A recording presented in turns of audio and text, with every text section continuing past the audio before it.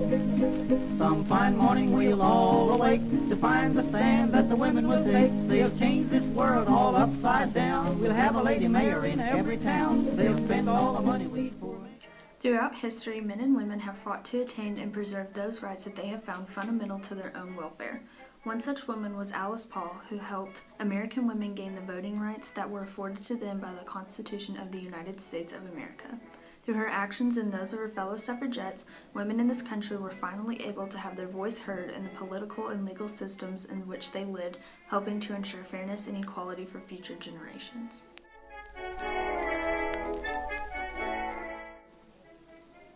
In 1848, the first Women's Rights Convention was held in Seneca Falls, New York. The convention attracted many prominent women's rights pioneers such as Elizabeth Cady Stanton and Lucretia Mott. It also attracted other figures in the fight for equal rights, including Frederick Douglass, a well-known author, escaped slave, and future vice presidential nominee. This was considered by many to be the beginning of the women's suffrage movement. From these simple beings, suffrage began to gather momentum. In 1890, the National American Women's Suffrage Association, or NAWSA, was formed, merging two separate suffrage organizations, one led by Lucy Stone, Henry Blackwell, and Julie Ward Howe, and the other led by Elizabeth Cady Stanton and Susan B. Anthony. A new leader was Carrie Chapman Catt, who was elected as leader of the NAWSA. By 1910, women's suffrage had become a mass movement all over the world, including in England, where a much more radical movement is being led by suffrage activist Emmeline Pankhurst. Alice Paul was born in New Jersey on January 11th of 1885. She was raised as a Quaker, a popular name for a member of a religious society of Friends. Paul's family was taught about equality early on in their life. Paul's mother, Tacy Perry, allowed Alice to accompany her to suffrage meetings at a young age. At 16, Paul graduated high school and went to the college her grandmother established, Swarthmore College.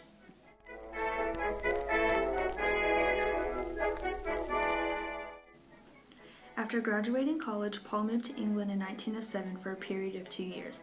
During this time, she became involved in the British suffrage movement, both learning and using the tactics of the Pankhurst family. She learned militant actions such as protesting and hunger strikes.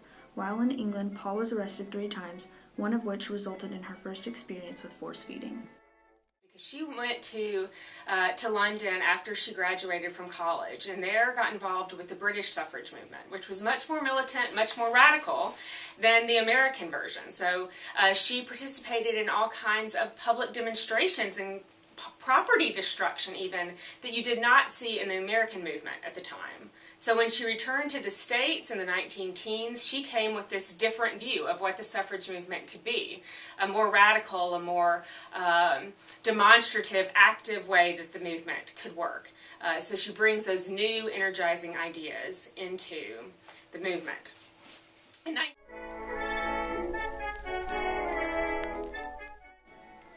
Upon her return from England in 1910, Paul moved back to New Jersey in order to be closer to Washington, D.C., which was considered as the political hotbed for the American suffrage movement. She also began building contacts with other leaders in the suffrage movement, including some who she had first met in jail while in England. One such contact was Lucy Burns, who would play prominently in Paul's future efforts towards equality. Paul became involved with the NAWSA upon her return to America. However, due to the NAWSA's disagreement with the militant tactics Paul had been taught in England, Paul eventually left the NAWSA. This led to her starting her own organization with Burns, the National Women's Party, or NWP. Their motto became "Deeds Not Words," and time would prove this to be fitting for Alice Paul.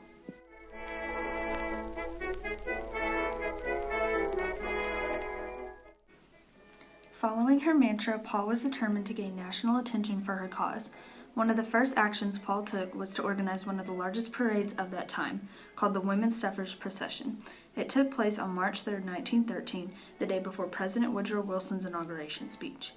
Over 5,000 women traveled from other states to join. Paul had scheduled the parade to march down Pennsylvania Avenue in Washington, D.C. This resulted in national newspaper coverage and interest. However, one negative side effect of the publicity that the NWP received was the negative attention of men. Onlookers routinely assaulted the women with no protection from the police that were set to watch the proceedings. Furthermore, the women themselves were subject to being arrested when the parade got unruly, even though they were not at fault. In addition to parades, another method Paul used was to protest directly outside of the White House. On March 4, 1917, over 1,000 women showed up for a protest outside of the White House. This huge event was named the Grand Picket. After this took place, suffragettes were told if they picketed here again, they would be arrested. Paul realized the importance of this moment. The very next day, she led another protest carrying a sign that said, "The time has come to conquer or submit, for there is one choice, we have made it." And Paul also declared that the women would continue protesting until the Senate ceases to block their way to political liberty.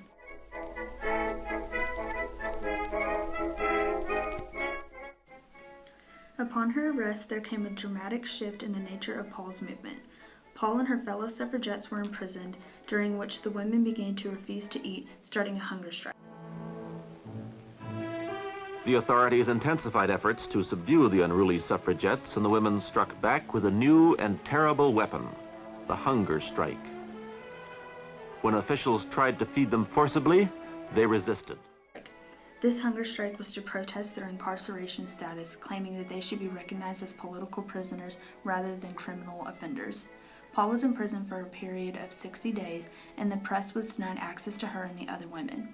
However, the jail physician, Dr. J.A. Gannon, said there was no force feedings. However, thanks to the notes passed to the press from the Guard, all of America had learned the truth of their struggles and force feedings.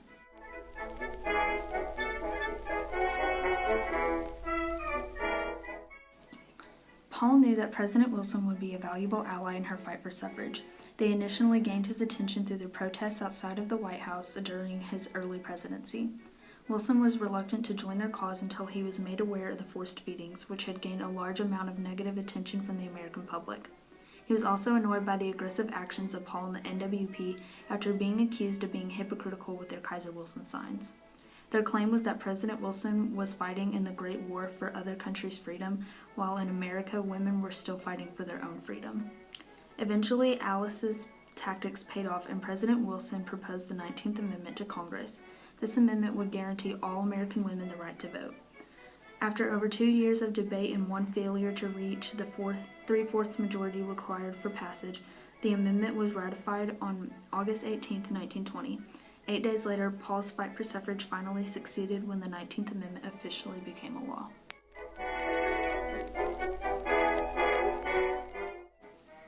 After the passage of the 19th Amendment, Alice Paul did not consider her job done. Even though she had led the nation in the push for women's voting rights, she knew that more needed to be done to ensure fair and equal treatment for current and future generations.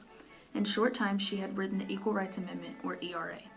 First published and submitted in 1923, it took until 1972 for the proposal to pass Congress. Even so, it failed to gain the ratification of 38 states required for ratification. To this day, the ERA has been introduced to Congress at every session since 1923, aside from the 10 years it attempted to pass the states between 1972 and 1982.